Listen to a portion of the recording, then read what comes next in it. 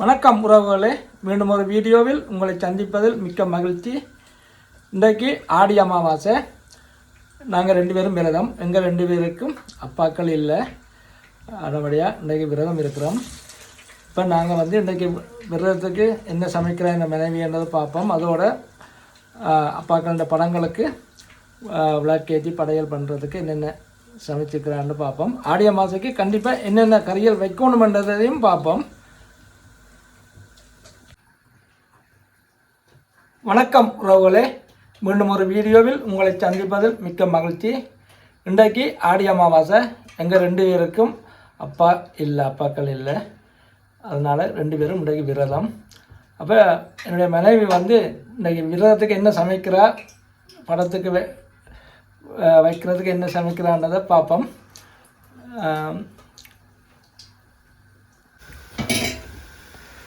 சொல்லுங்க, நீங்கள் இன்றைக்கி என்னென்ன சமையல் செய்தீங்க?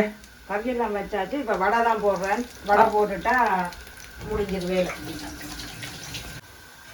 இப்போ என்னென்ன கறி வச்சுக்கிறீங்கன்ற சொல்ல முடியுமா? கத்திரிக்காய் பால் கறி வச்சாச்சு. வாழைக்காயும் கத்திரிக்காயும் போட்டு பைத்தங்காய் பிரட்டல், பூசணிக்காய், பாவக்காயும் தக்காளியும் போட்டு குழம்பு, கருணக்கிழங்கு பிரட்டல், சட்டி கருணை. அப்புறம் அங்கால பருப்பு. இப்போ நாங்கள் இன்றைக்கி ஆடி அமாவாசைக்கு பிறந்த வைக்க என்னென்ன காய்கறி கண்டிப்பாக வைக்கணுமென்றது அதை பார்த்து தான் நம்ம கறியும் வேணுனாங்க.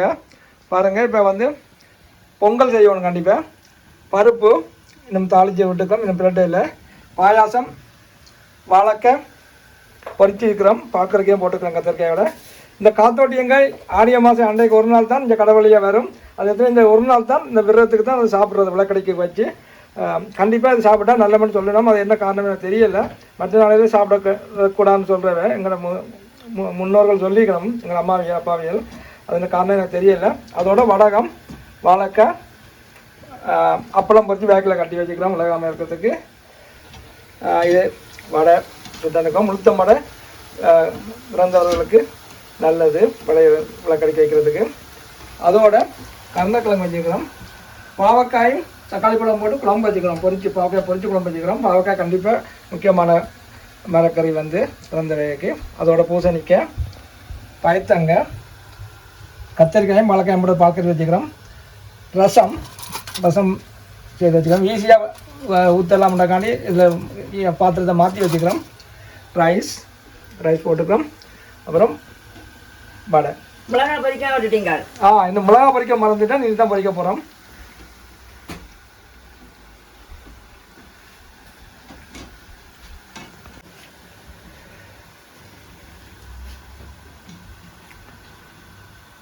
இனி மிளகா பொரியலோட எங்களோட சமையல் எல்லாம் நிறைவேறக்கு வருது. அதுக்கு பிறகு நாங்கள் 2 பேர்ட்ட படத்தையும் வச்சு விளக்கேற்றி கும்பிட போகிறோம். சாப்பாடுகளை வச்சு கும்பிட போகிறோம்.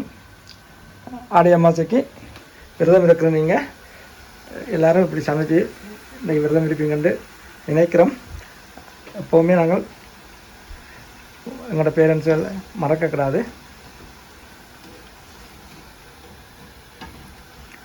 சுவை என்பது அளவற்றது.